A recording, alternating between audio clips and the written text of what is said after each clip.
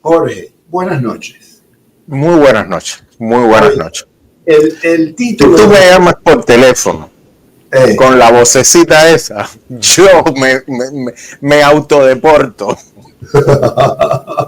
Oye, fíjate, el título del show de hoy es ¿Tiene Díaz-Canel sus días contados? Sí los tiene, pero quizás no.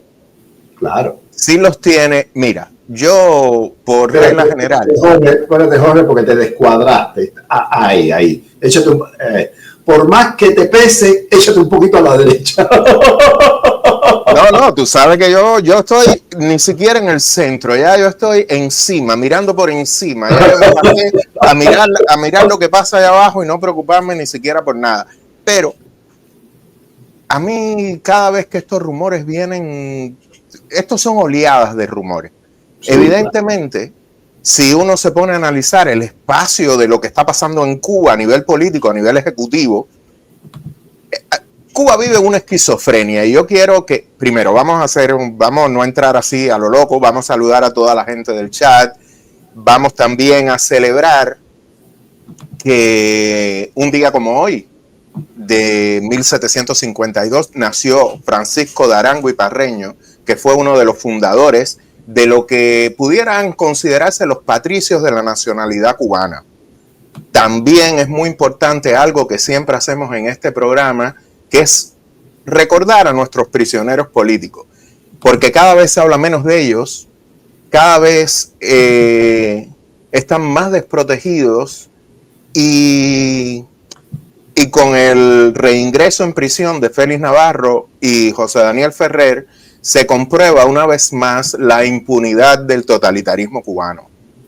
Y esa impunidad tiene mucho que ver con los juegos de presión que pudieran llevar a crisis dentro del gobierno. Crisis entendido como cambios, ¿no? Una crisis de gobierno. Ahora, vamos al tema. A mí siempre que un rumor venga de La Habana, me huele a... Déjame ver que... Te huele la chuleta, te huele la chuleta. Sí, déjame ver cómo se mueven las avispas para yo orientarme hacia un lado u otro. Díaz-Canel, evidentemente, es no solo un puesto a dedo, no solo una marioneta, no solo una figura decorativa, es también un muñequito de plastilina, al cual moldean y lo ponen según las necesidades del verdadero poder. Por otra parte, quiero aquí celebrar también la muerte de un asesino, como fue Osmani Cienfuegos Gorrianán. Un asesino, no hay otra manera de decirlo, porque además esto está comprobado, es un despojo humano que durante la invasión de Bahía de Cochinos obligó a un grupo de cubanos a encerrarse en un camión refrigerado y 9 de ellos llegaron a su destino asfixiados, fallecidos deliberadamente. Cuando le exigieron responsabilidades a Osmani Cienfuegos Gorrianán, la respuesta de él fue: qué bien que se hayan muerto, si total los hubiéramos fusilado. Así ahorramos balas. Estas son las frases del hermano de Camilo, otro gran abismo incógnito del totalitarismo cubano, pero lo curioso es que el hermanísimo Osmani jamás cuestionó, preguntó, indagó, ¿qué volá con mi hermano? Porque se plegó al poder. El último programa que estuve contigo, te comentaba que para mí la muerte no es necesariamente algo negativo, es parte de la vida. Se nos murió el Papa, mira tú. Entonces, no sería nada extraño que ante la ausencia de los históricos se empezaran a hacer cambios dentro de la cúpula del gobierno militar de la isla. Esto yo lo vería muchísimo más coherente que quitar a Díaz-Canel para poner a un ignoto, a alguien que no sabemos quién es. porque los totalitarismos todos tienden a la estandarización. Díaz-Canel evidentemente no es el poder en Cuba, pero es el rostro del poder. Entonces, le han dado un baño en aquellos regímenes, por supuesto, que creen en el totalitarismo cubano, en el régimen de Rusia, de Irán, de Irak, de Corea del Norte, y si bien él no tiene ningún tipo de relación de igual a igual con los mandatarios de esos países, sí es un rostro reconocido, y si algo sabemos nosotros del totalitarismo cubano es que tiende a no mover la imagen de quienes lo representan. Fidel Castro, ¿cuánto tiempo estuvo? Raúl Castro, Díaz-Canel, no, a ellos incluso ahora que están tumbando un montón de gente, que cada vez vemos se destituye a fulano, se destituye a sutano, se destituye al secretario general de tal lugar, del otro lugar. Espérate un momentico. Vini González, el título del show no es que a la dictadura tiene los días contados, que lo tiene, lo que pasa que la cuenta puede ser enorme.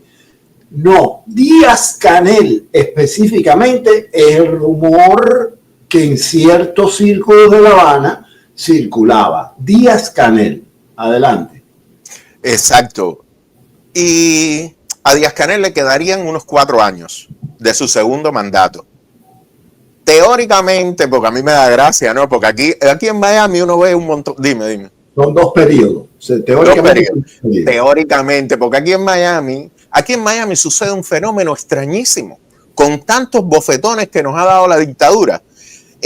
Tú a veces estás conversando en la carreta, tomándote tu cortadito de leche evaporada y estás hablando de estos temas y te dicen, no, Díaz-Canel se tiene que ir en 4 años porque la Constitución dice que son 2 periodos. Pero señores, si esa Constitución y papel higiénico, yo creo que el papel higiénico usado tiene más valor que la Constitución comunista de Cuba. La gente tiene un apego, porque cuando tú vives en democracia se te olvida lo que es el totalitarismo. Y le tiene apego al papelito. No, señores, no le pueden quedar 1000, le pueden quedar lo que dure, lo que quiera el poder. Ahora bien, evidentemente ha arrastrado sobre sus hombros el puesto a dedo el sin casa ha arrastrado todo el deterioro de la sociedad cubana, todo el deterioro de Cuba como país y todo el deterioro ideológico del totalitarismo cae sobre sus espaldas. Él no tiene, en los 8 años que ha estado en el poder como tal, él no tiene ningún acierto que mostrar. No es que lo tenga Raúl, pero Raúl puede decir, yo me reuní con Obama, yo intenté ser el Gorbachev del Caribe. Por cierto, el 12 de junio se cumple un aniversario, ahora no voy a sacar la cuenta porque yo soy de letra, de la famosa ocasión en que Ronald Reagan le dijo a Gorbachev en la cara, Mr. Gorbachev, tear down this wall, que marcó el inicio de la caída. Raúl puede decir, bueno, yo restablecí la relación entre Cuba y Estados Unidos, yo invité a Obama, vino aquí, me levantó la mano, no, yo le levanté la mano a él. Fidel Castro puede, desde la tumba asquerosa frente al apóstol, decir, oye, mira, yo hice la revolución. Y sería verdad. Pero Díaz-Canel no tiene nada que decir. O sea, Díaz-Canel para el pueblo cubano no representa absolutamente nada. Ni dentro de la isla, ni en el exilio. Pero por la experiencia de tantos años de totalitarismo y la tendencia que tiene a no mostrar sus propios fallos, me parece que le pueden quitar el poder, pero quizás no le quiten la representatividad. ¿Qué quiero decir? El totalitarismo cubano a lo largo de la historia solo ha mostrado sus fallos cuando son evidentemente flagrantes o cuando no le queda más remedio. La causa número 1 fue porque no le quedaba más remedio, porque había pruebas de investigaciones del FBI, de la CIA y de otros organismos de inteligencia de Latinoamérica que asociaban al gobierno cubano con el narcotráfico. Entonces tuvo que meter a su propia gente y matarla sin piedad.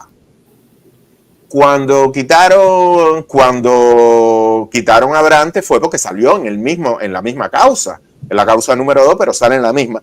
Ellos no muestran, y algo que no se sabe. Por eso te digo, justo después del caso Abrantes, en la Sala Universal de la FARC, se juzgó a más de 70 altos oficiales del MININ, que Raúl los metió preso y los sustituyó por oficiales del MINFAR. Estos más de 70 oficiales del MININ no salió en Granma, no salió en Juventud Rebelde, no se dijo nada, porque a ellos les cuesta mucho mostrar sus debilidades. Si bien muestran las debilidades del gran enemigo, las suyas propias nunca las muestran. Por eso se justifican en ese gran enemigo para poder, de alguna manera, valga la redundancia, justificar sus errores. En este orden y en este punto de experiencia, te voy a decir lo que yo pienso realmente. Ojalá esos rumores sean ciertos. Lo cual no quiere decir que quiten a Díaz-Canel y se caiga el totalitarismo. No, para nada.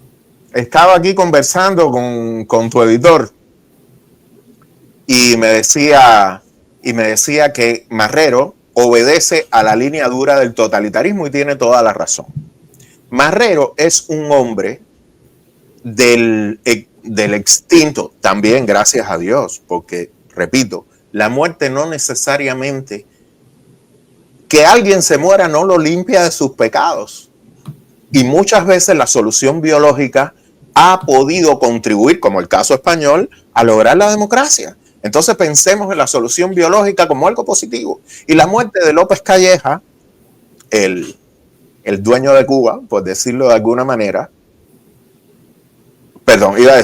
Marrero es alguien del extinto López Calleja, cuya muerte sí creo que haya desestabilizado el aparato económico y político de control dentro de la dictadura. Cuando Raúl Castro le dice a su yerno, ¿quieres ser ministro de turismo? López Calleja dijo, no, ponga Marrero.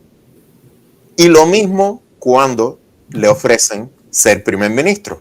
No, el primer ministro es Marrero. Marrero significaba, vivo López Calleja, significaba la unión entre quienes realmente tenían el poder y el aparato ficticio de gobierno que es Cuba, la Asamblea Nacional del Poder Popular, y también Marrero es el agente de control.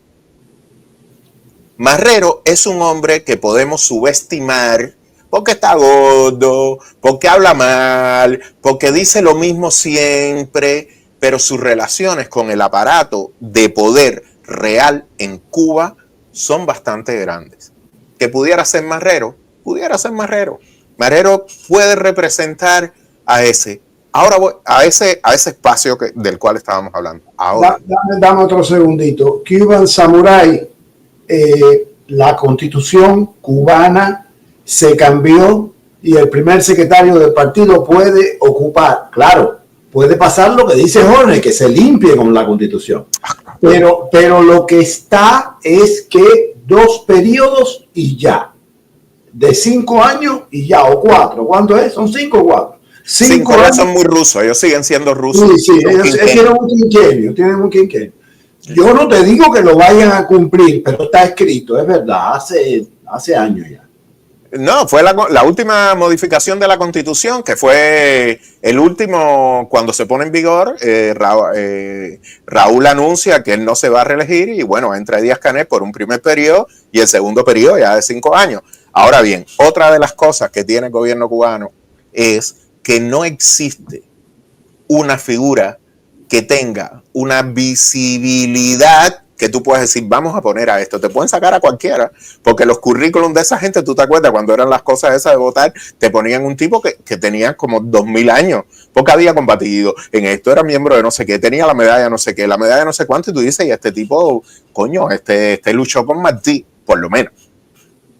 Por eso te digo, ojalá, Andresito, ojalá acabemos con con Díaz-Canel y que esto pudiera significar algo en la vida real. En la vida real. Yo, desde la opinión y el conocimiento que tengo, me parece que incluso si lo cambian, no significaría nada, porque sería utilizado para justificar el fracaso. O sea, ahora imagínate este artículo del Granma. El Consejo de Estado de la República de Cuba destituye a Miguel Mario Díaz-Canel Bermúdez por no haber ejercido su cargo con propiedad y además será investigado de la misma manera que Alejandro Gil. Y tú dices, este robó, cosa que sabemos. Claro. Este se benefició, cosa que sabemos. Marrero es más corrupto, pero tiene también más independencia, porque cuando tú tienes en Cuba lazos con la vieja guardia, lazos con los militares, tú estás protegido. Marrero fue el dueño de los hoteles en Cuba, del turismo. Cuando un teniente coronel quería salir de vacaciones y le preguntaba a alguien que tenía contacto con Marrero, probablemente era Marrero el que le decía, te toca una casa en la playa en Boca Ciega destruida o te toca un hotel Meliá en Varadero. Era Marrero el que movía las prebendas que distribuía López Calleja. Bueno, fíjate, ponte un marcador ahí. Primero dice Ismari con toda razón, si quitan a Canel van a coger oxígeno, la gente se va a ilusionar con el próximo puesto a dedo. Ese es el objetivo que teóricamente se persigue. Ok, pero eso que tú dices de Marrero y el turismo fue como Gorbachov logró subir al Politburó porque se ocupó personalmente de las vacaciones de Andropov. Y cuando Andropov subió, le dijo, echa para acá. Porque tú sabes que esto todo es a nivel de socio. Por eso te digo, además, en Cuba, lo sabemos todos, el que debe un favor, debe la vida. Exacto. Y un favor en Cuba, vamos, te voy a hacer una anécdota, no es personal, pero es de alguien cercano. Hace muchísimos años, una de las cosas en Cuba, yo llevo ya 26 años fuera de Cuba, así que todo esto es antes de casi 30 años. Una de las cosas más difíciles que había en Cuba era conseguir un teléfono, una línea de teléfono fijo, que te pusieran un teléfono en tu casa, un teléfono, para hablar por teléfono. No había celular, no había nada de eso. Y un teléfono otorgado por un dirigente era una deuda eterna, eterna. Hay un personaje que es bastante conocido, de la cultura cubana, de la cultura cubana, que vamos a hablar claro, porque si no después me acusan de que yo digo cosas y eso no es verdad. En la Casa de las Américas trabajaba, no voy a mencionar su nombre porque después me van, pero bueno, trabajaba una persona, sí lo voy a mencionar, Omar Baliño, director de la Biblioteca Nacional, trabajaba en la revista de teatro de la Casa de las Américas y vivía en un albergue de la cultura en Alamar. Él, cuando inauguran el solar de los artistas ese que hicieron en Infante y Manglar, donde metieron a todo el mundo, de las casas donde vivían ellos, le dieron a los dirigentes escupía, a los dirigentes mierda, a los demás abajo. Y a Omar Baliño le dan una casa en Alamar, sin teléfono. Entonces Omar habla con un grupo de gente, yo puedo soltar este chisme completo. Habla con la gente de la dirección yo trabajé en la asociación Hermanos Ahí, porque después van a decir que yo trabajé ahí. Sí, yo trabajé ahí, igual, y trabajé ahí. Y habla con Fernando Rojas, y Fernando Rojas le consigue un teléfono. Le consigue una línea de teléfono. Esa línea de teléfono era también un elemento de chantaje. Era lo que te hemos dado, el privilegio que tú tienes. Eso lo viví yo de tal manera. Oye, sí, te lo damos, pero bueno, la revolución y el socialismo, y tú sabes. Y entonces no te dejan mover. A tal punto que unos años después, ya yo no estaba en Cuba, yo me entero de esto por por terceras vías, destituyen al jefe de Fernando Rojas y al jefe de Omar Baliño, que era Otto Rivero, el secretario general del UJC. Plan pijama. Por favores del mismo Otto Rivero, habían ascendido Omar Baliño a no sé qué cosa también en la Casa de las Américas del área de teatro y tenía un carro asignado. Entonces Omar Baliño contrata a Otto Rivero como su chofer y lo llamaron por el teléfono que le habían dado. Y le dijeron, oye muchacho, este hombre no puede trabajar con nadie, porque tú sabes que si tú te mantienes en esa decisión, todo lo que te hemos dado, tú también lo pierdes. Y Omar Baliño, a su gran amigo, lo despidió, sin piedad, porque los dirigentes del totalitarismo cubano no tienen piedad y están agarrados por los huevos, por múltiples chantajes, tanto físicos, lo que te doy, lo que tienes, económicos, el dinero que te he dejado que te robes, las cosas que he dejado que tengas, como también personal. Nadie sabe en los archivos lo que pueda haber que te pueda perjudicar. Ahora, no sé por qué llegamos a este punto, porque los chismes son buenos. Ahora, para volver al punto inicial, ojalá, Andresito, ojalá estos cambios sean para el gran cambio.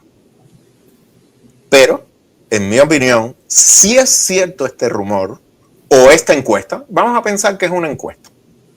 Vamos a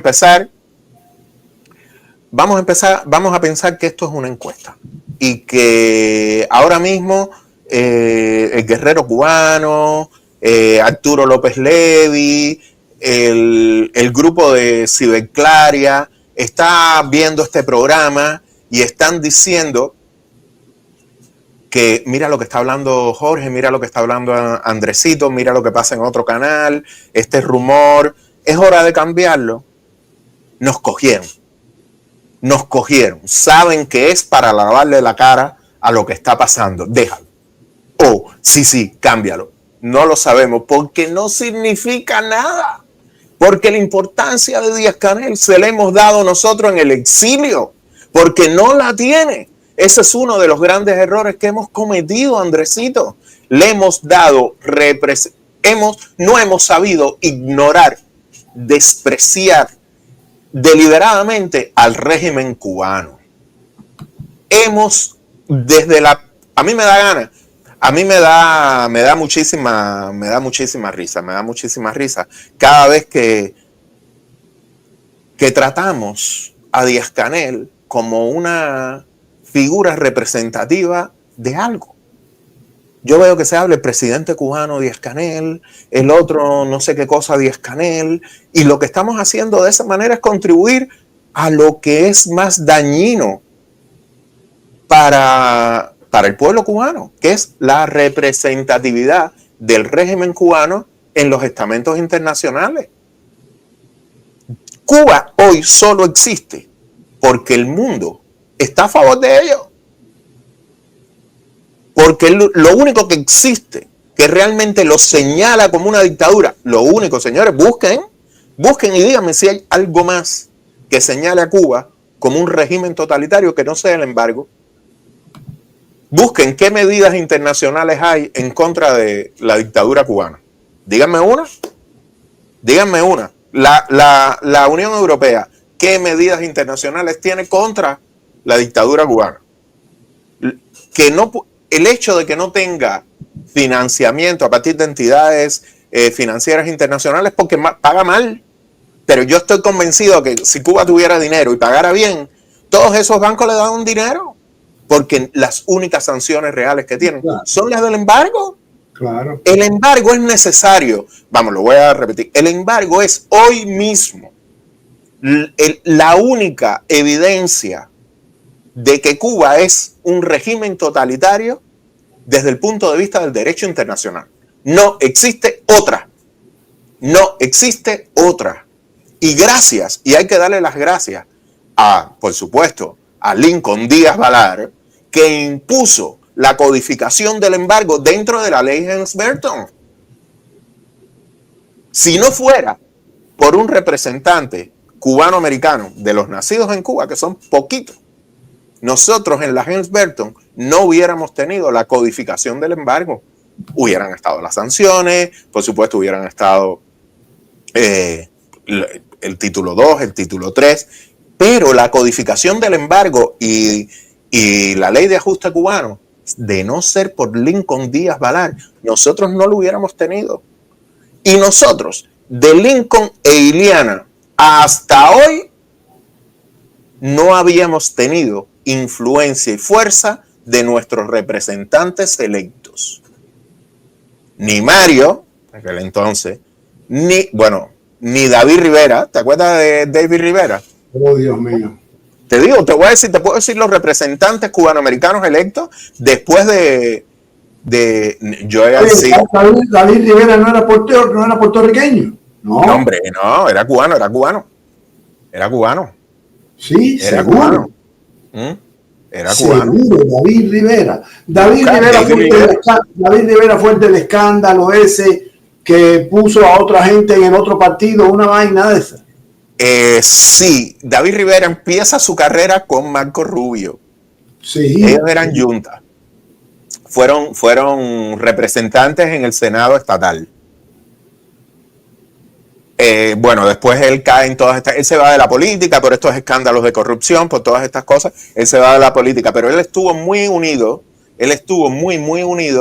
al exilio cubano a través de Luis Conte Agüero y el Partido Ortodoxo. Él era parte del Partido Ortodoxo y yo lo conocí en los desayunos del Partido Ortodoxo, un tipo súper amable, muy...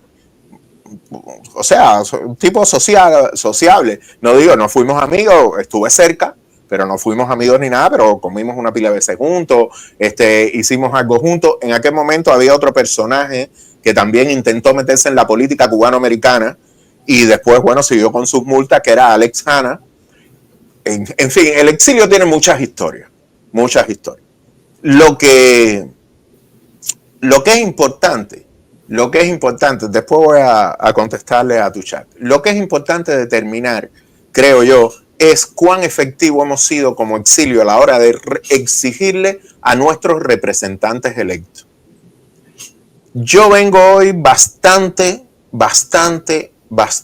pesimista con respecto a qué somos como exilio.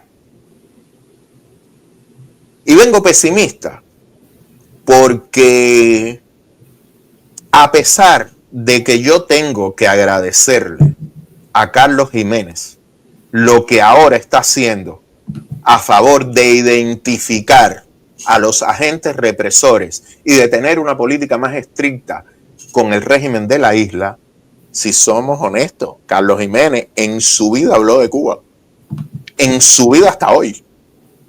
Cuba no era para él parte de la agenda, o al menos no era parte fundamental de su agenda política. A mí me parece que quien mejor lo ha definido es Alexander Otaola, un hombre gris. Y con sorna agrega que va cogiendo color.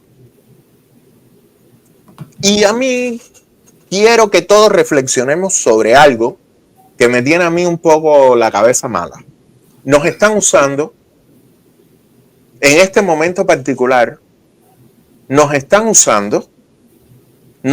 vendiendo otra vez un poquito de fumata, no sé si blanca o negra, pero nos están vendiendo fumata.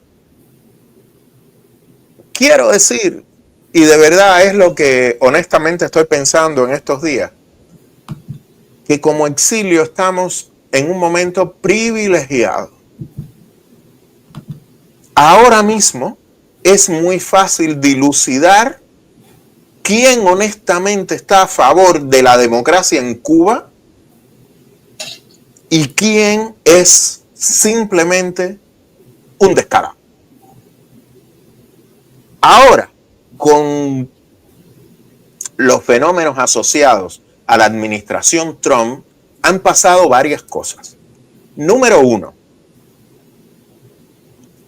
hemos vivido sobre un privilegio que hemos dilapidado, que hemos malgastado, que hemos ayudado y colaborado indirectamente a que el totalitarismo tenga ventaja sobre nosotros. Y les explico por qué.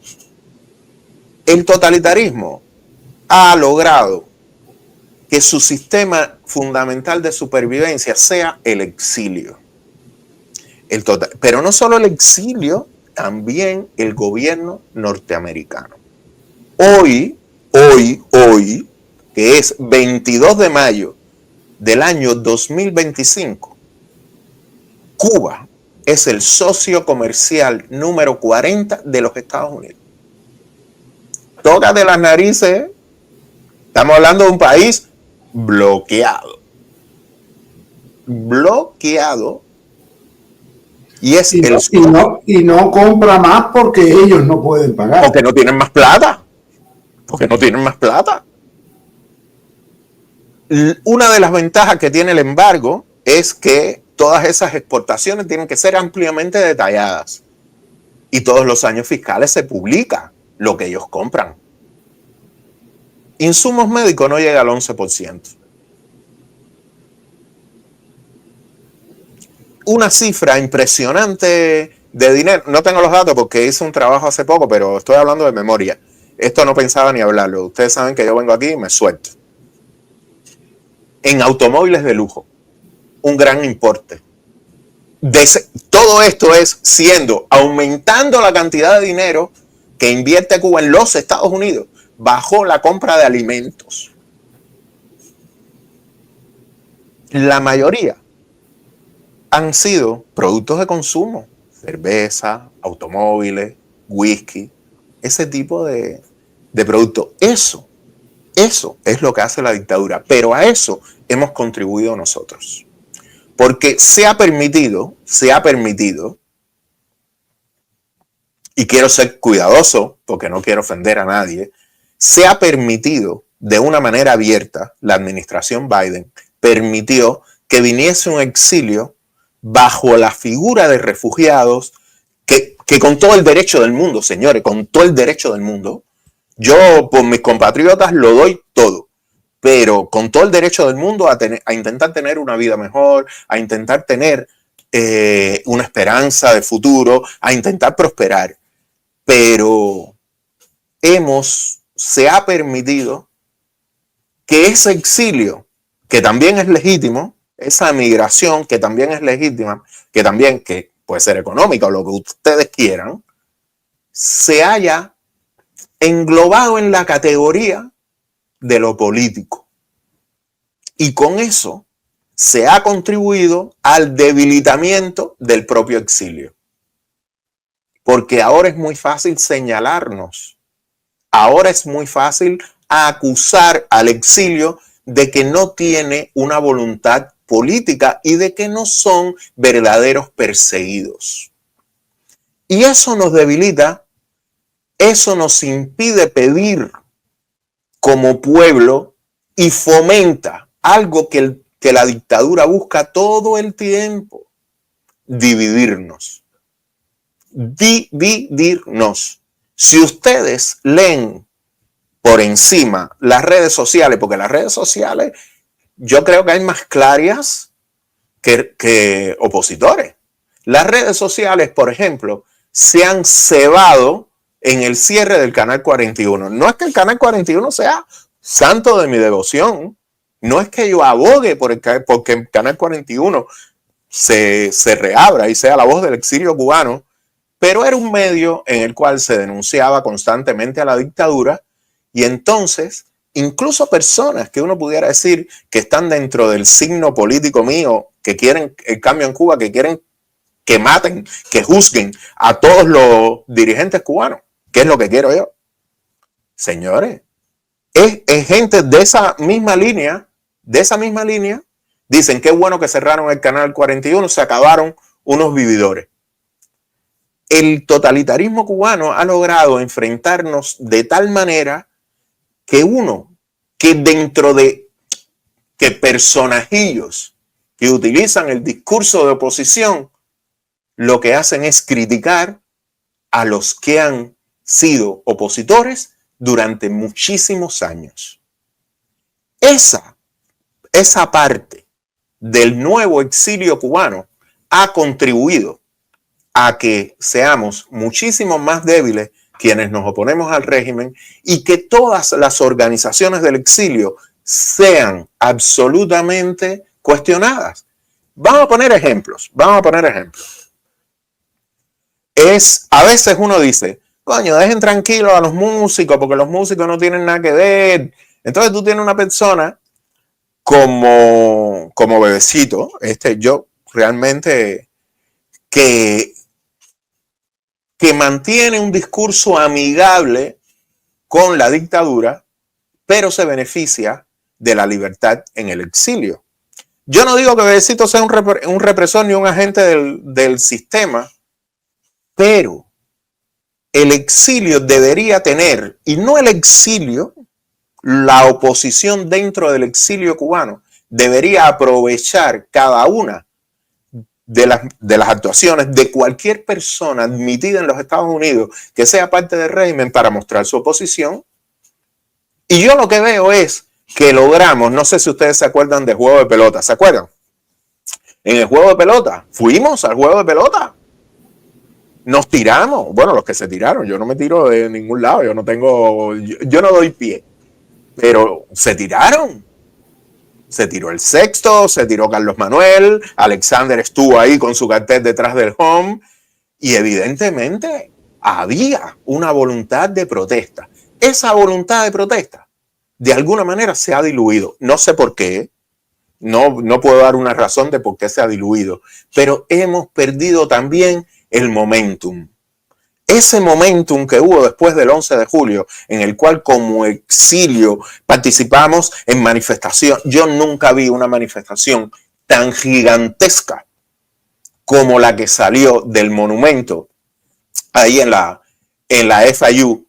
Bajó por toda la calle 8 hasta Brickell y fue, no sé, miles de automóviles. Fueron cientos de miles de personas allí en Brickell, en Biscayne Boulevard, manifestando nuestra oposición y el apoyo a quienes en Cuba se habían sacrificado por nosotros. Ese momentum se perdió y no hemos sabido agruparnos como exilio y aprovechar, porque si algo yo les puedo decir a todos ustedes, seguro, el exilio cubano, aquí en Miami, 800 y pico mil personas, le exigimos a nuestros representantes electos, María Elvira, Carlos Jiménez y Mario Díaz Balar, y ellos no cumplen y se ponen a correr, porque si algo tenemos que aprender como exilio es que mandamos nosotros, no ellos. Mandamos nosotros, no ellos. Y si algo ha traído a la administración de My President Donald Trump es que los representantes se han dado cuenta que para sobrevivir necesitan a su base electoral. Y el hecho de que María Elvira hable de la manera que lo está haciendo, a favor de los cubanos con I-220A, a favor de los cubanos con parol humanitario, a favor de los venezolanos en situación de riesgo, no tiene tanto que ver con una... Y ojalá que sí. Yo me llevo bastante bien con María Elvira. Ojalá que sí. Pero no tiene tanto que ver, en mi opinión, con su voluntad cívica de la libertad de Cuba, como con su necesario compromiso con la base electoral. Y esto no es ni bueno ni malo, sencillamente tú eres un representante público, tú eres un funcionario público electo, tú tienes que responderle a tu base electoral. Por eso, uno de mis caballitos de batalla en este momento es los arrepentiditos. Los arrepentiditos. Yo escribí hace poco un texto que decía Obama es un traidor, Trump no. Porque Trump solo ha Trump ha hecho lo que prácticamente ningún político hace: cumplir lo que prometió. Él prometió deportar a todos, él prometió retirar el parol humanitario. ¿Lo cumplió? Lo está cumpliendo. Él prometió que eliminar el CBP-1. ¿Lo hizo? Él prometió revisar y eliminar la I-220A. La I-220A es una orden de deportación, no es otra cosa. Ahora bien, no le toca al gobierno federal lidiar con el aspecto individual de una comunidad determinada. A Trump no le tienen que importar los cubanos. A Trump no le tienen que importar los venezolanos. A Trump no le tienen que importar los ecuatorianos salvadoreños. Le tienen que importar los americanos. Entonces, ¿a quién le corresponde luchar por los cubanos en Miami? ¿A quién le corresponde luchar por los venezolanos en Miami? A los representantes federales electos. Le corresponde a María Elvira Salazar, le corresponde a Carlos Jiménez y también a Mario Díaz Balart. Es impepinable, por mucho que nos duela, las comunidades individuales no tienen ninguna importancia dentro de la masa ciudadana de los Estados Unidos. Los cubanos, a ver, parece que yo no sería cubano, pero lo soy, quiero decir. Los cubanos no nacionalizados, esperando su residencia o refugiados o sencillamente admitidos en el país, son sencillamente eso, inmigrantes. Y están en relación de igualdad con salvadoreños, ecuatorianos, chinos, rusos, ucranianos, malagueños, lo que sea. Y por eso creo que algo positivo ha traído la administración Trump a la comunidad cubano-americana. Si no es de nuestras manos, de donde salga la libertad de Cuba, no va a salir de ningún otro sitio. A mí me parece esto extraordinariamente positivo. Positivo. A mí, que yo nunca he cogido un grant en mi vida, pero he trabajado para medios que lo reciben y me han pagado. ¿Ok? Que quede claro, yo soy editor audiovisual de un medio que recibe, pero yo cobro por el trabajo que hago, por las entrevistas que hago, por los trabajos periodísticos que hago. Yo nunca he recibido un grant, pero cuando los quitaron, a mí no me pareció mal. A mí no me pareció mal. A mí no me parece mal que desaparezcan los fondos para la libertad de Cuba, porque si como exilio no somos capaces de hacerlo nosotros mismos, ¿por qué vamos a fomentar lo mismo que el totalitarismo? Porque del no los queremos, no los necesitamos, del año 80 de Fidel Castro a todos son admitidos. Qué malo, mire el discurso cómo ha cambiado, que la prensa totalitaria lo que dice es que malos son el gobierno de Trump que va a quitar la remesa. Eso lo dicen en La Habana. Porque si mi tía dice, coño, qué malo que van a quitar la remesa porque yo le mando 20 pesos, bueno, es mi tía. Pero que lo diga el gobierno de La Habana. El punto que quiero es que estamos en un momento privilegiado. Aunque estemos un poquito solos, aunque ya no se recibe el apoyo directo del gobierno de los Estados Unidos a nosotros, esto puede significar realmente un punto en el cual nos veamos a los ojos y como exilio funcionemos juntos, tiremos para adelante, cambiemos la dinámica de lo que ha pasado hasta ahora. Gente tan valiosa, loco, gente tan valiosa como Landito Gutiérrez Boronat, gente tan valiosa como los poquitísimos que quedan de la Brigada 2506. Gente tan valiosa como periodistas que han sido silenciados por el propio exilio. Gente tan valiosa que pueden no pensar exactamente como uno, pero quieren exactamente lo mismo que uno: la libertad de Cuba y la democracia. Cuba, después de 66 años, ha logrado, Cuba, cuando digo Cuba es el régimen cubano, ha logrado quitarnos la capacidad cívica. Es muy común escuchar a un cubano, es que yo no puedo hacer nada. Y cada vez que un cubano dice es que yo no puedo hacer nada, tú le estás poniendo una medallita al totalitarismo. Es uno menos que se opone a mí. Cada vez que dices que nosotros no podemos hacer nada. Nosotros hemos cogido y nos hemos convertido en un exilio caníbal. Por eso te decía que venía un poco pesimista. El totalitarismo también logró otra cosa muy importante con el exilio, con la inmigración. Mira por dónde nos hemos ido.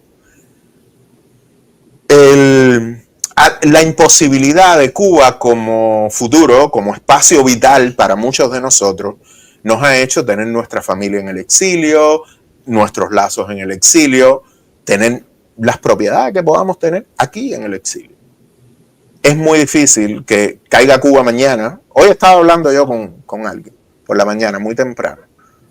Es una de las personas que más hace por la libertad de Cuba. Y yo le decía esto, tú tienes tu hijita, la tienes esta gente está en Canadá, las tienes en Canadá, tú vas a regresar a Cuba, tu hija va a regresar a Cuba, tu hija americana, bueno, en ese caso canadiense, pero tus hijos, mis hijos son americanos, nacieron aquí, viven aquí, fueron a la escuela aquí, se graduaron aquí, hablan más inglés que español, y estamos dispuestos como exilio a dejar atrás todo lo que hemos construido por ir a ese país. No, señores. El que me diga que sí es mentira. Le digo yo directamente que es mentira. No somos un exilio permanente. Ustedes se imaginan a Santiago Álvarez regresando a La Habana. Te digo, a vivir y a construir y a hacer empresas. ¿De verdad? ¿De verdad? Ustedes se imaginan a los propios Díaz Balart regresando a Bacardí. Regresando. Es un país a reconstruir. Es Gaza. Es Gaza, es Bosnia-Herzegovina. Es peor que eso. Es peor.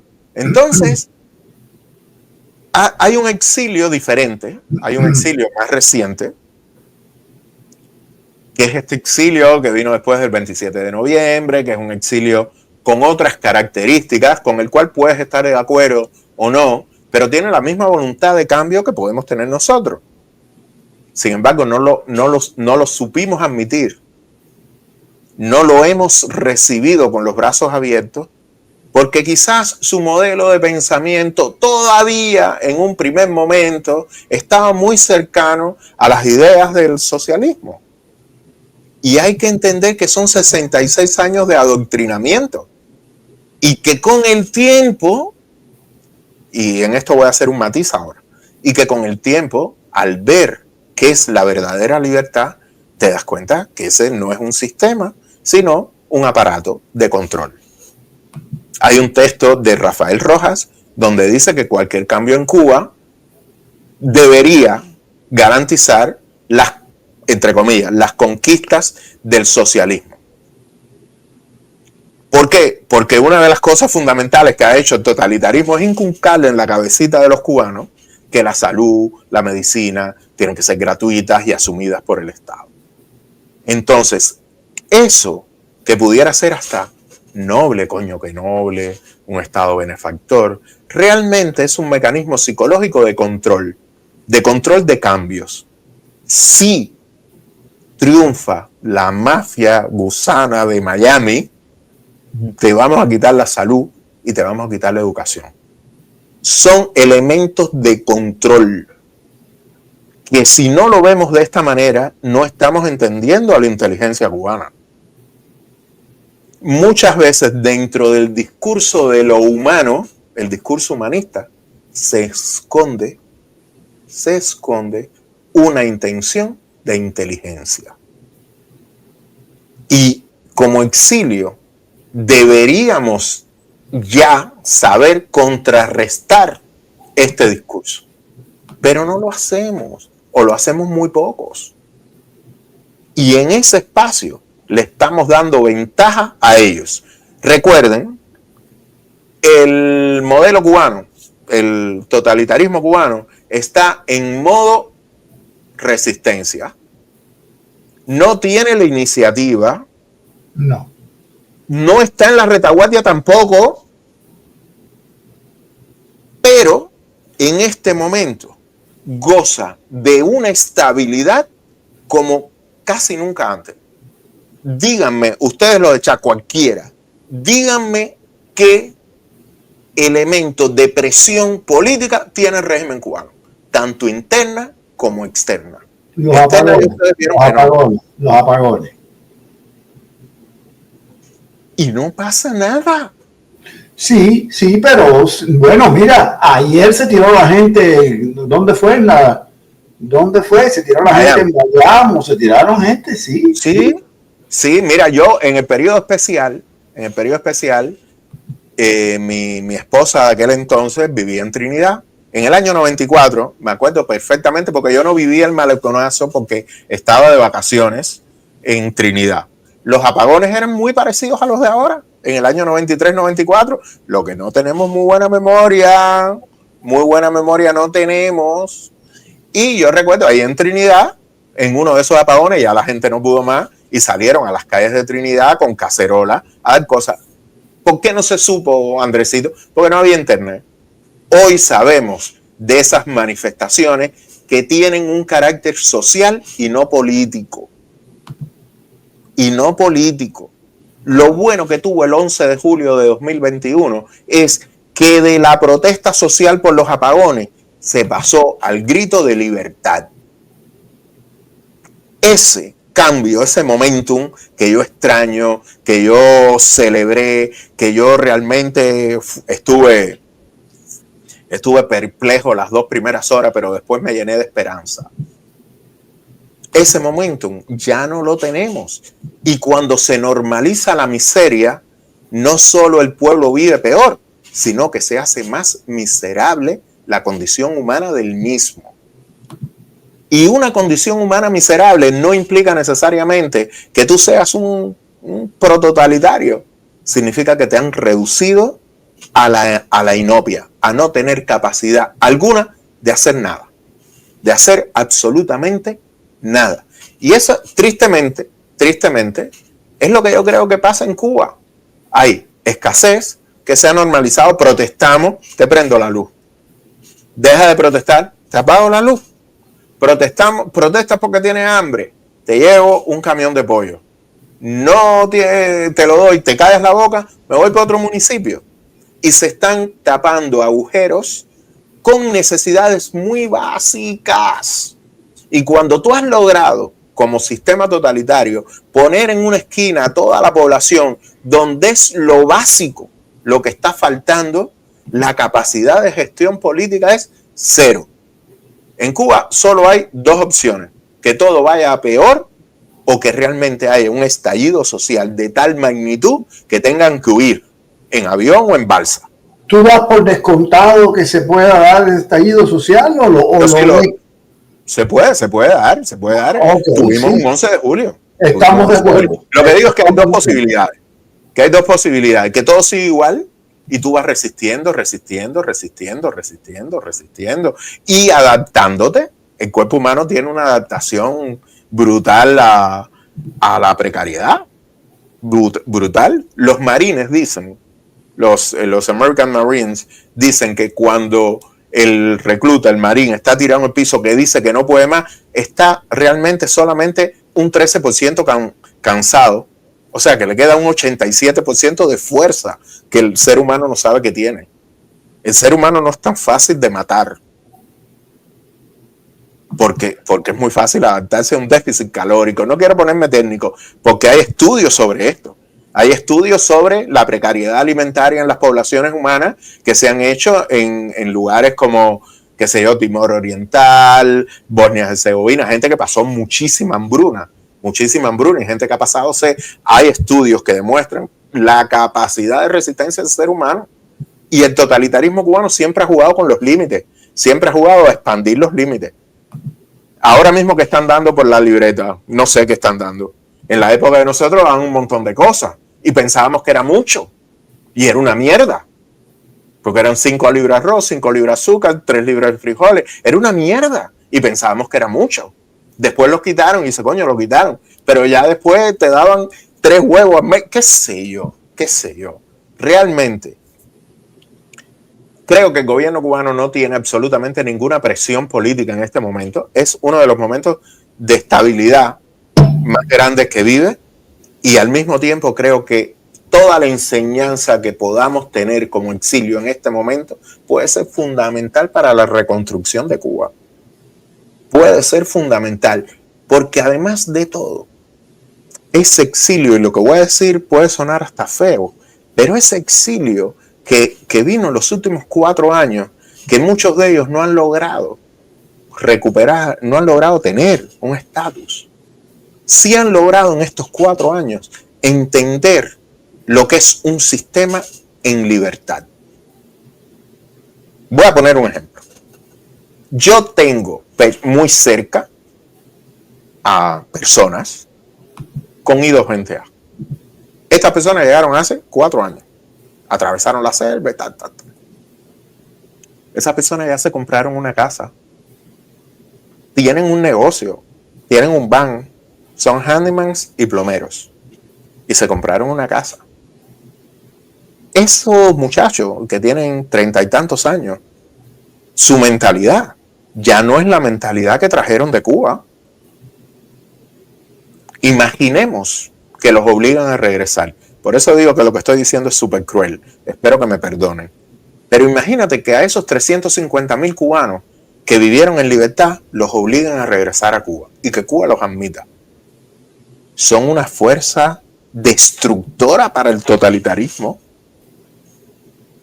porque irían con el dolor inmenso de haber perdido la posibilidad de vivir en los Estados Unidos y con el conocimiento de lo que es vivir en libertad. Yo no creo que el totalitarismo cubano los acepte, para nada.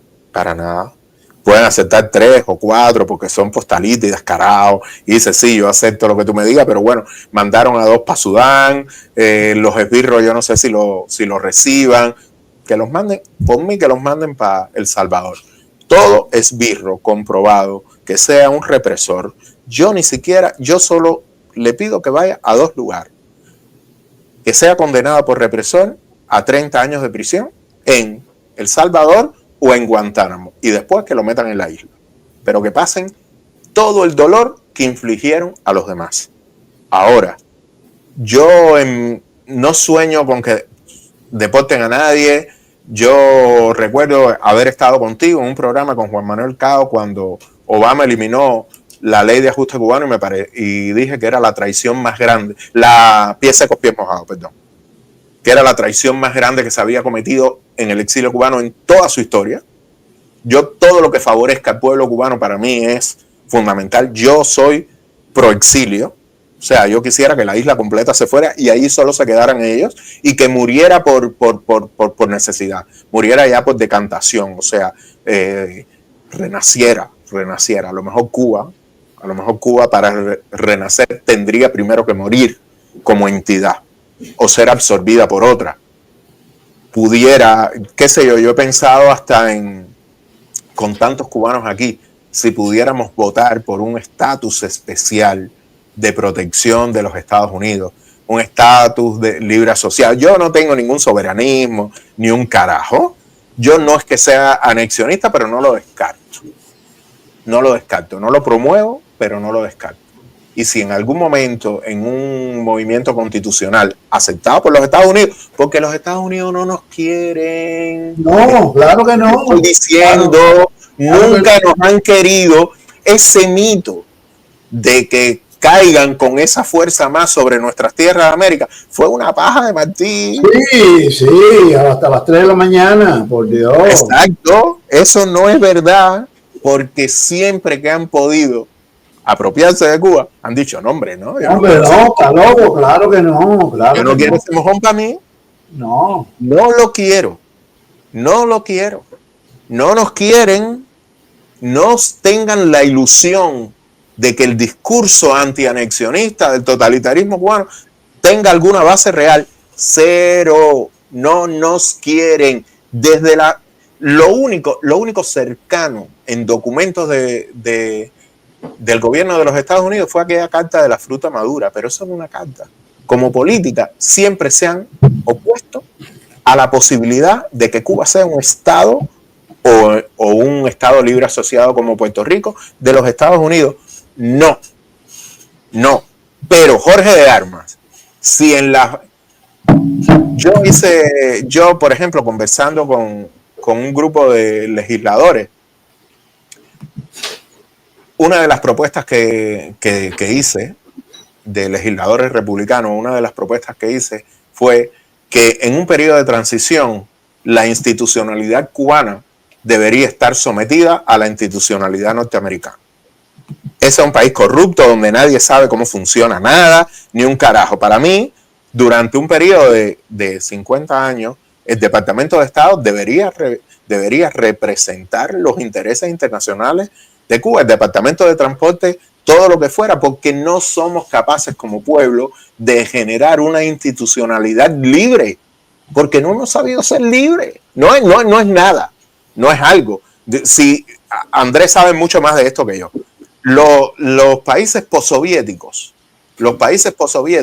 cayeron en fallas estructurales y en una depauperación del sistema interno inmenso, porque reprodujeron en libertad las instituciones comunistas.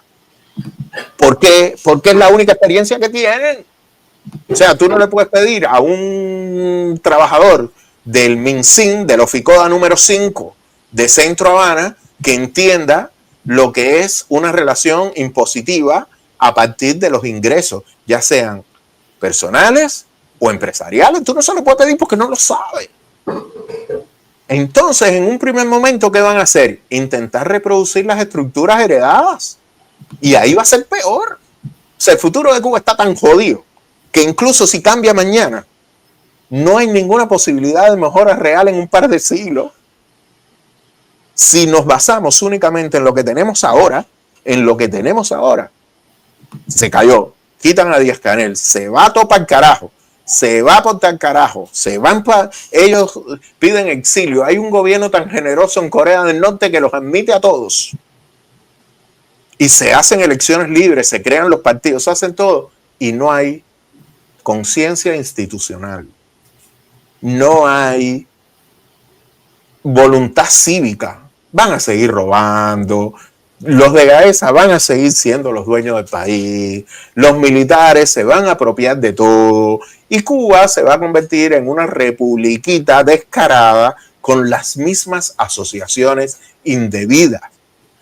Porque además, otro de los grandes logros de la inteligencia cubana ha sido fomentar desde muy niños lazos directos con otros representantes de regímenes ya no totalitarios, pero sí autoritarios. Cada vez que un adolescente, un cadete cubano, se iba a estudiar a una academia militar en la Unión Soviética, se estaba creando una red de apoyo. Cada vez que un ingeniero estudiaba en esos países, se estaba creando una red de apoyo. O sea, Arnaldo Tamayo Méndez fue con Yuri Romanenko al Cosmos. ¿Tú te crees que esa gente no son amigos? Locos, se fueron para allá arriba en un pedazo de metal que se llama Soyuz. Son socios. Tú no te metes en un baño cerrado si no es socio tuyo.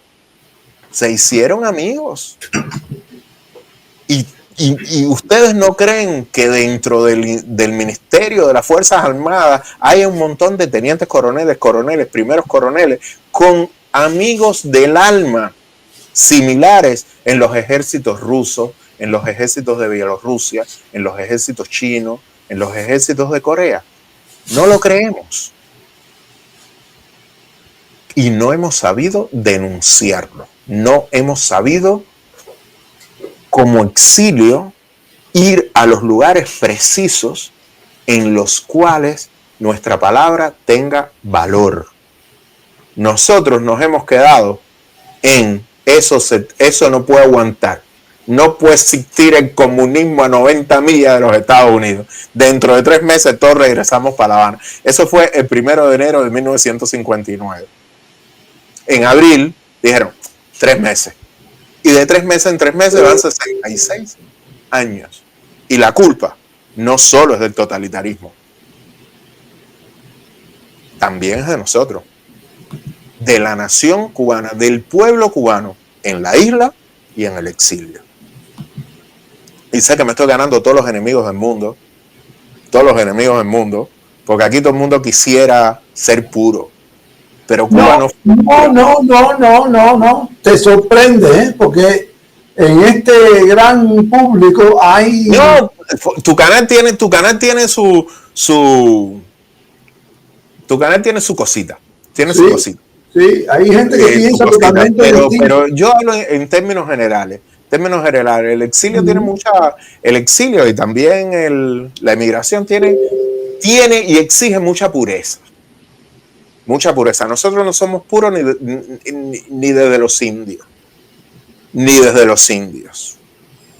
Y existe una blancura que en un sistema, blancura hay racismo, pero en este caso existe una limpieza, una exigencia de limpieza que no entiende las particularidades de un sistema totalitario.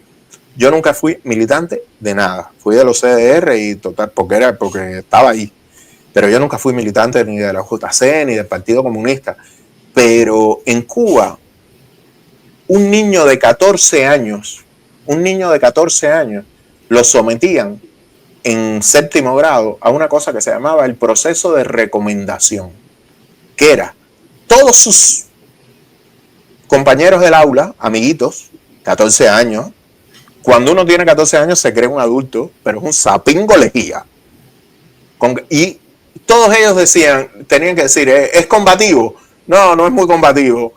O es muchísimo, es súper combativo. ¿Es buen estudiante? Bueno, no es tan buen estudiante, pero es súper combativo. Es buen muchacho, es buen pionero. No es tan buen pionero, pero es muy buen combativo. Eres recomendado. Y te digo, yo conocí personas frustradas porque no lo recomendaron. Había una voluntad comunista en ellos. No, era el ánimo de pertenecer a algo que era masivo. Y además secreto.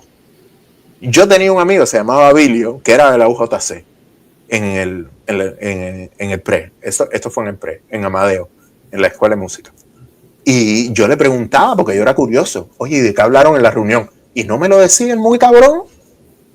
Ellos lograban tener un hermetismo a ver, cuando yo me acerqué a la masonería, no fue porque yo creyera en los valores del gran arquitecto del universo, ni un carajo. Era porque era secreto. Era porque era algo que yo no sabía lo que era. Y durante esos años, donde no había hambre, no había conciencia política, no había internet, había solo un discurso, que alguien fuese de la UJC no representaba una adhesión al régimen, sino una parte de ese modelo de vida. Ahora, lo que sí tiene delito, fíjate, estoy hablando de los años 80, yo nací en el 67, o sea, yo soy una persona mayor, pero quien haya nacido en 1980 y vivió el periodo especial, como lo viví yo y aprendí todo el periodo especial, no tiene justificación para ser del UJC. Quien haya nacido en 1990, tampoco, porque había información, ya se sabía. Una persona que nace en 1990 tenía 5 años en 1995 y tenía 10 años en el 2000. Ya sabía lo que era el hambre, lo que era el totalitarismo y lo que era la represión, porque vivió el fusilamiento de los muchachos que se quisieron ir en la lanchita de regla, vivieron otros fenómenos, el derribo de las avionetas, vivieron cosas. Ya en aquel momento había que empezar a cuestionarse. Lo que pasaba. Y ya después, los que nacieron en los 2000, eso sí, que defiendan la revolución, que hayan sido parte de organizaciones políticas. Tiene delito, porque ya había información, ya habían muertos, ya conocimiento, siempre ha habido muertos, te digo, pero había conocimiento. Así que si bien en los años 80 tú podías entrar a la Unión de Jóvenes Comunistas sin ser comunista, en los 2000 quien entró a la Unión de Jóvenes Comunistas es porque era comunista o era un descarado que se quería aprovechar para su propio beneficio y no de su pueblo.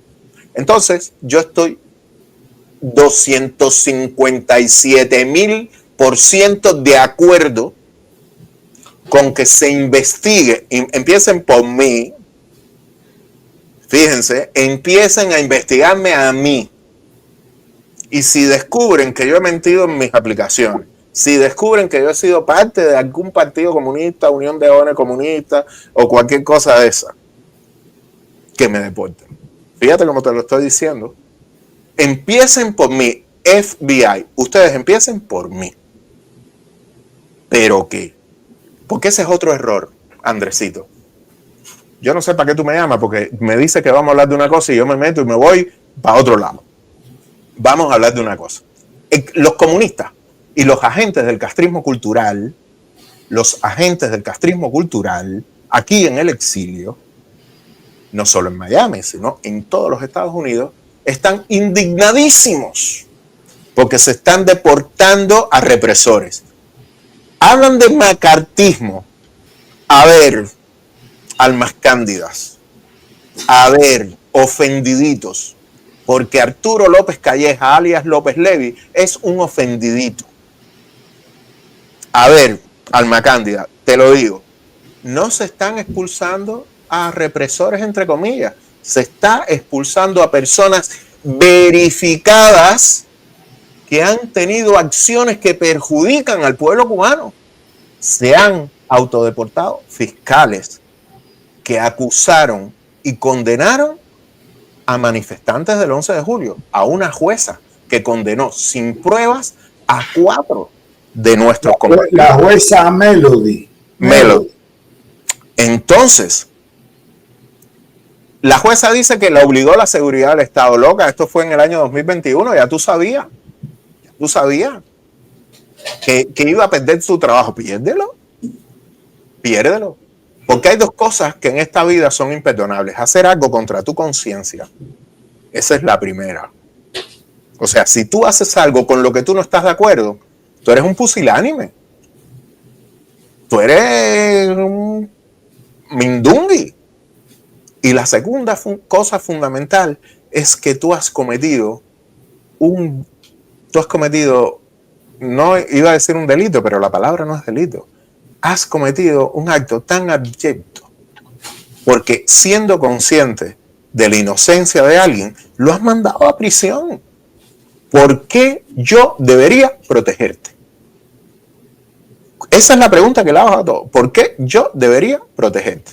¿Por qué yo al secretario del partido en Santiago de Cuba tengo que admitirlo en los Estados Unidos?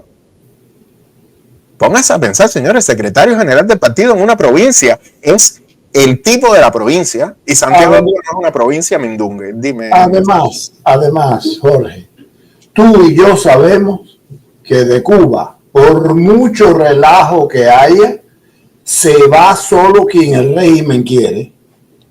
Ese es otro punto. Así que, ¿qué coño vienen a hacer aquí? Ese es otro punto. El otro punto en el cual voy a manifestar todo lo que estoy de acuerdo y en desacuerdo.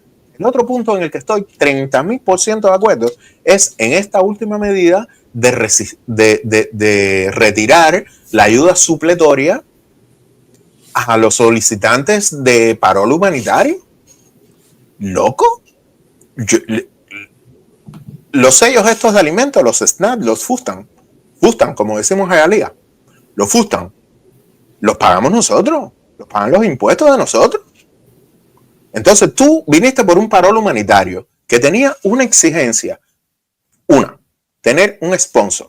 Este sponsor debía presentar sus declaraciones de impuestos y tenía que demostrar una solvencia X para permitir que ese parolí entrar a los Estados Unidos.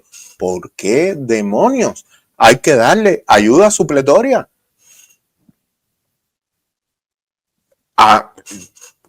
Iba a decir en lo que estoy de acuerdo. No estoy de acuerdo con que esa ayuda se le retire a los solicitantes de asilo.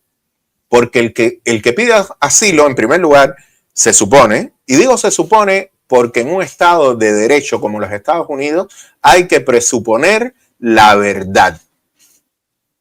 Y yo, como ciudadano americano, entiendo que si tú vienes a este país y me pides asilo político es porque eres un perseguido, porque si regresas a tu país corres riesgo para tu vida, porque eres un refugiado, porque has tenido una situación de precariedad que te ha obligado a irte del país. Puedes no ser un perseguido político, puede ser un perseguido sexual, puede ser un perseguido por razones religiosas, hay muchas maneras, pero yo tengo que creerte. Ahora bien, hay una investigación. Si tú no cumples los requisitos, te vas. Pero retirarle las ayudas a las personas que realmente están huyendo de un régimen como el cubano, a mí no me parece bien. En el caso de los parolí, a todos. Los parolí llegaron con un permiso de trabajo, no deberían haber recibido absolutamente ninguna ayuda.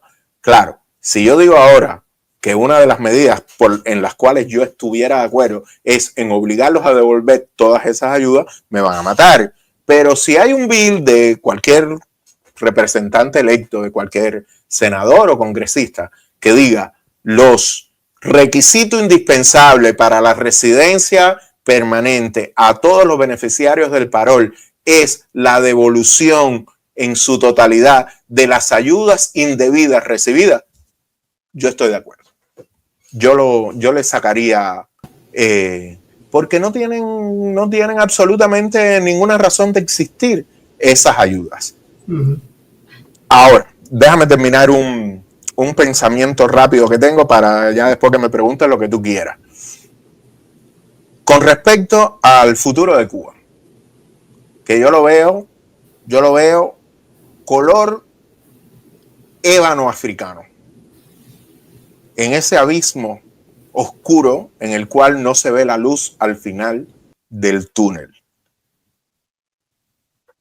Es del mismo modo que soy absolutamente pesimista con lo que está pasando ahora con tanto dentro como fuera de la isla. Por otro lado, tengo un corazoncito muy optimista porque siempre de las crisis surgen las soluciones. El hecho de que Cuba, como sistema totalitario, cuente ahora con una estabilidad política de la que no disfrutaba desde hace mucho tiempo, puede también significar, y en esto lo uno con lo que estábamos hablando, puede significar que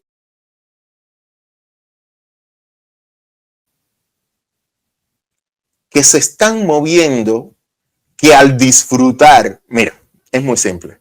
Si ellos no tienen ninguna presión externa, las incongruencias internas se van a manifestar. Si hay presiones externas, dentro del aparato, la gente se une. O sea, si tú tienes paz en tu casa y estás tranquilo, tú hablas con Karen y discutes tus vacaciones. Coño, la semana que viene nos podemos ir a Bielorrusia, porque me encanta Bielorrusia. Y Karen está bien. Pero si tú tienes problemas, porque me debes dinero a mí, el IRS te está cayendo arriba, tú y Karen están muchísimo más unidos. Tú le puedes decir a Karen, oye, no, mira, no quiero ir a Bielorrusia, me voy para Ucrania. Y nos reunimos en Rusia. Pero en un momento de crisis interna, se unen porque necesitan protegerse. Pero ahora mismo, como tienen calma externa, a lo mejor ellos dentro tienen esas crisis. Y son estos rumores. A lo mejor lo he explicado súper mal, pero no sé si lo voy a tratar de rephrase. Déjame decirlo. Si en este momento ellos no tienen ninguna presión externa, o sea, no hay medidas, no hay sanciones, es verdad que no tienen dinero, Pero los barcos de petróleo están llegando, consiguen el dinero, se lo dan y desembarcan. Las balitas de gas llegan y se desembarcan. Ellos no tienen ahora mismo ninguna presión que ponga en peligro el régimen como tal, el aparato de gobierno. A lo mejor la crisis está ahí adentro. Porque cuando la han tenido esa presión externa, ¿qué ha pasado? Se han unido. Se han unido. Las fuerzas internas del MININ, del MINFAD, de la inteligencia, se han unido en resistencia porque estaban a punto de perder lo que habían conseguido. Entonces, la esperanza puede ser que en este momento de aparente calma, allá adentro, y esos sean los rumores, la cosa está en llama. Porque es imposible que uno se ponga a ver la televisión cubana, y Díaz-Canel, óyame señor, el último discurso de Díaz-Canel, yo te digo que no hay una cosa más humorística que Miguel Mario Díaz-Canel Bermúdez. Como Cuba es un saco de frases hechas. ¿Te se acuerdan, Fidel? Vamos a hacer más con menos, es convertir el revés en victoria. El otro día, el puesto a dedo, ¿tú sabes lo que dijo a los agricultores? Que había que hacer más con menos. Entonces yo me pongo a pensar, ¿qué tú quieres? Que con una mata de limón, que la limonada es la base de todo, con una mata de limón tiene que hacer lo de 50 matas. Póngase a pensar. Que una mata de mamey tiene que dar más mamey, que una mata de esto tiene que dar más que 5 matas. Mientras, al mismo tiempo, quienes han probado eficiencia agrícola, eficacia real, han convertido una finquita de este tamaño en una entidad superproductora. Tenían 2 vacas, ahora tienen 7. Tenían tenían muy poquito café, ahora tienen más de 100 plantas de café. Tenían plantas frutales, ahora tienen muchísima más. Y es la finca que empezó Ariel Ruiz Urquiola en las lomas de Pinar del Río, que hoy lleva una sola persona de 80 años, una mujer que se llama Isabel Urquiola, con 2 hijos enfermos, uno con SIDA y la otra con cáncer, que es Omara, a los cuales no dejan regresar a Cuba y que le metieron a oficiales del MININ y del MINFAR, supuestos reclutas del ejército, a robarle las vacas. Entonces, a quienes prueban que la tierra cubana es fértil, que da alimento, que trabajan, ¿qué hacen? Los oprimen, los reprimen, los humillan y les expulsan a sus hijos y les impiden regresar. Una señora, una anciana de 80 años, que dice que de esa loma no se baja.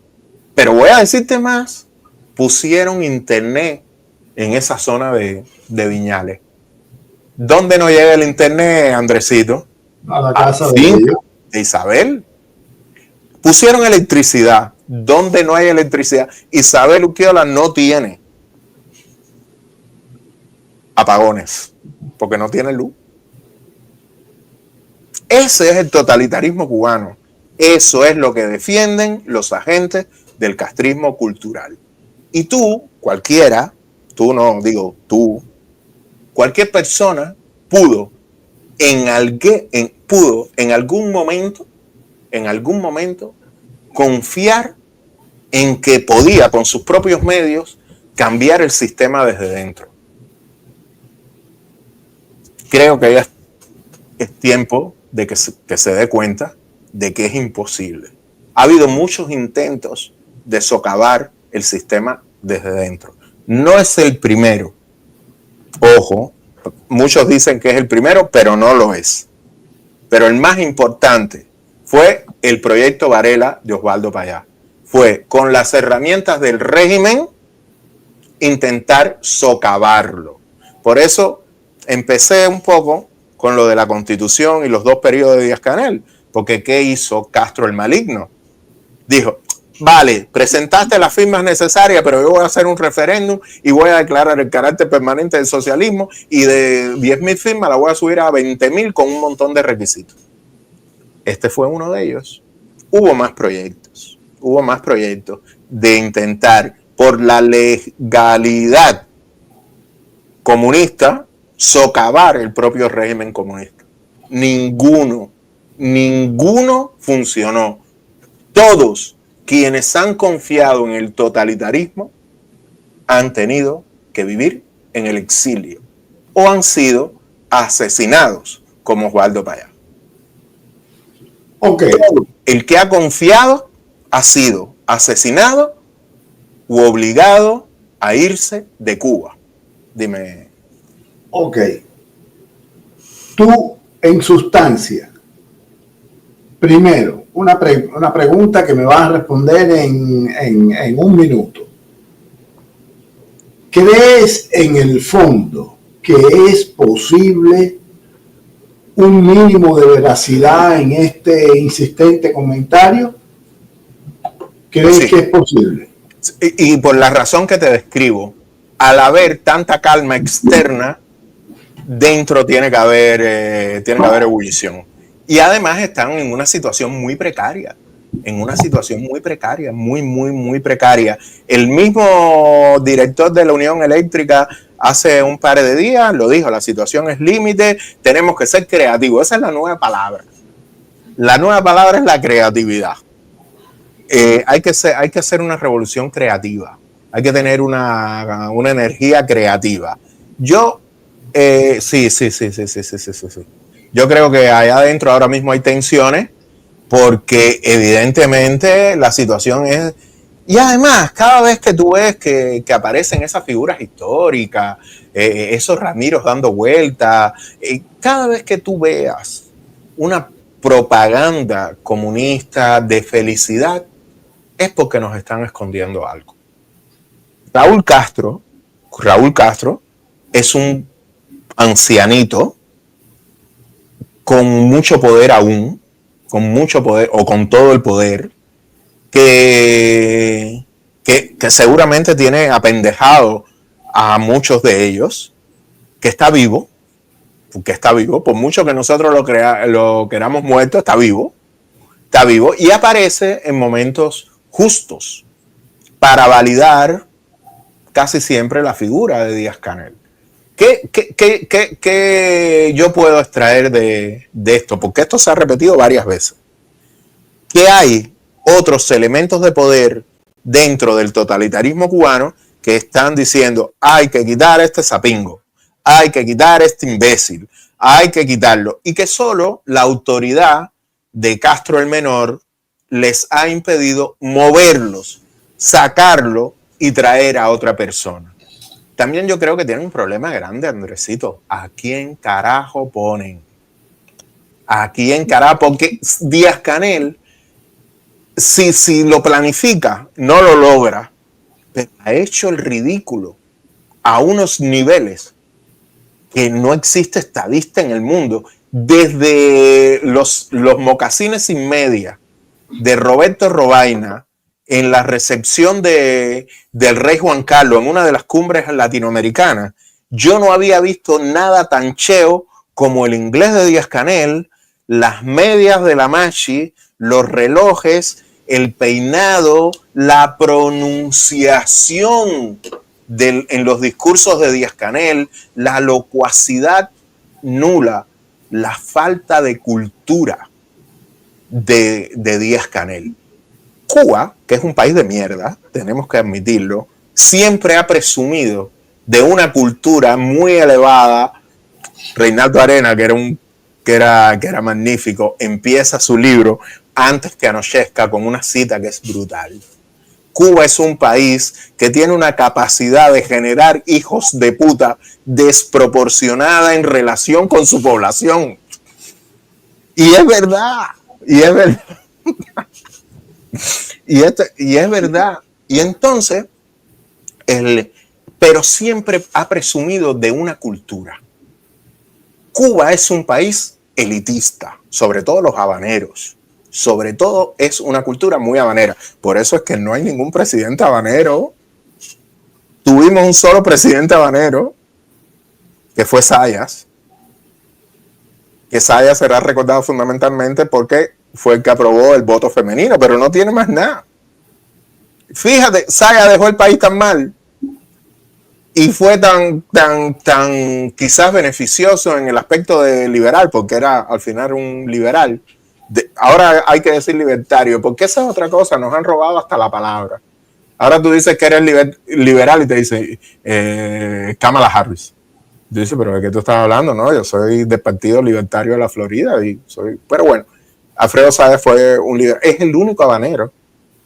No ha habido absolutamente ningún representante con fuerza que haya nacido en La Habana. Ninguno. Porque en aquel tiempo Artemisa no era La Habana. O sea, no me hablen de Ramiro Valdés, que era Artemisa, estamos hablando, todo el mundo aquí sabe de lo que estoy hablando. Sí, la Poma. Exacto, y realmente presumíamos de una cultura. El mulato, Batista, era sargento taquígrafo dentro del ejército, eran los más cultos, eran los que transcribían y escribían y corregían los discursos de los generales. Que pudiera haber sido el más bruto, fíjate, lo digo, más bruto no, con menos nivel intelectual. Pero todos los demás se consideraban herederos de Virgilio, herederos de Sócrates.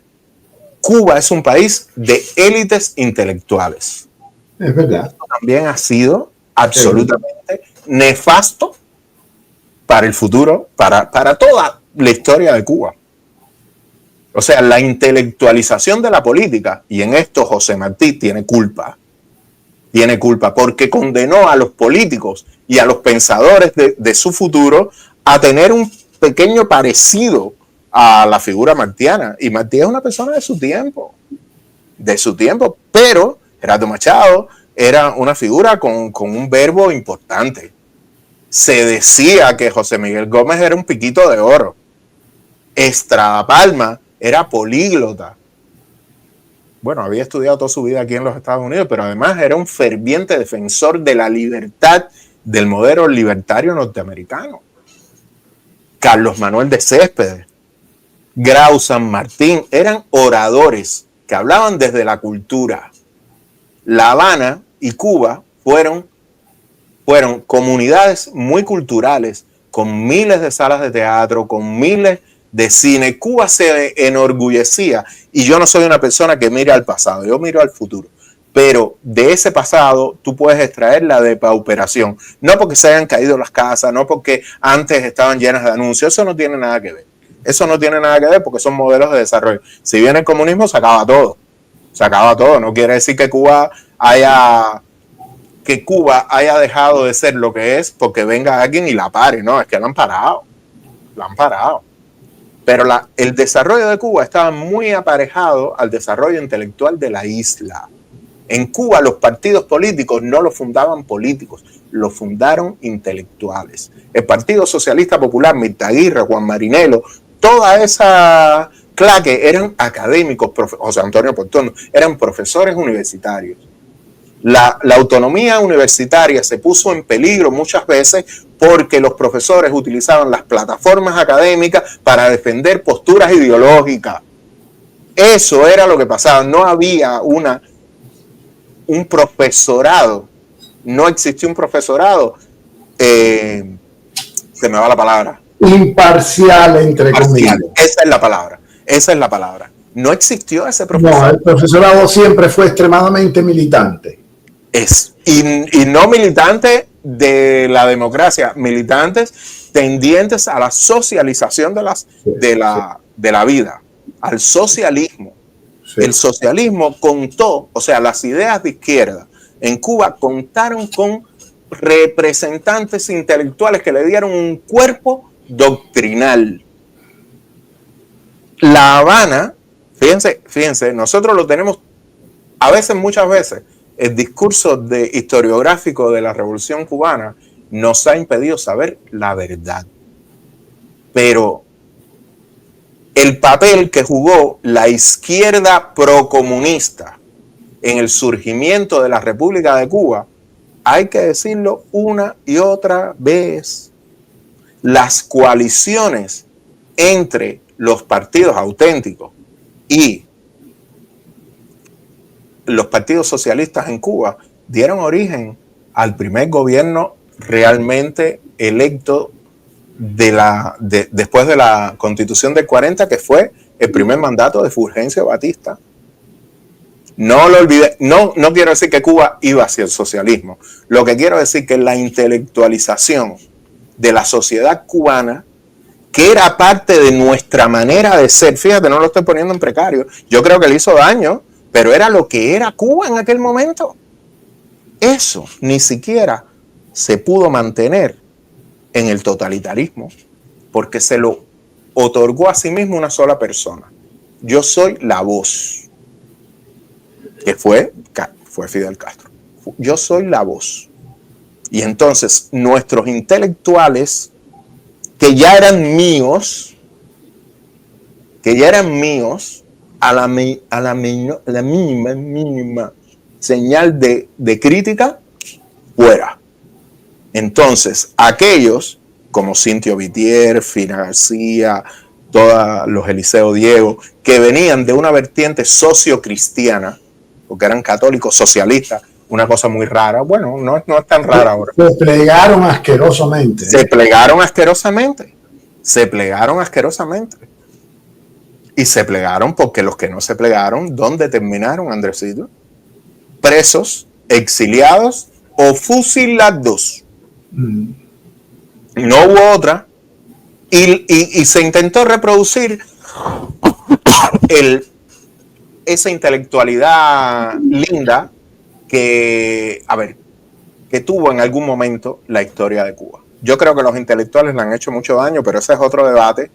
Pero fue parte y siguió siendo parte de lo que la vida cívica cubana ha sido durante toda su historia.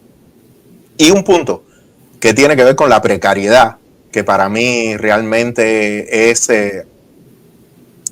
absolutamente el gran logro del socialismo, la gran conquista. Déjame hablar con sus palabras, es que ya después se me olvida. La gran conquista del socialismo cubano es convertir la precariedad en lo normal. En lo normal, normalizar la precariedad. Exacto. Cuando un pueblo,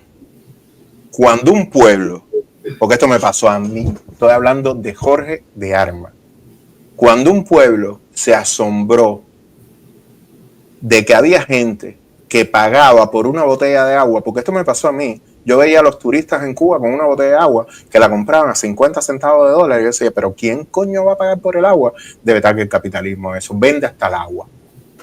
Cuando alguien se asombra de lo elemental, es que vive en precario.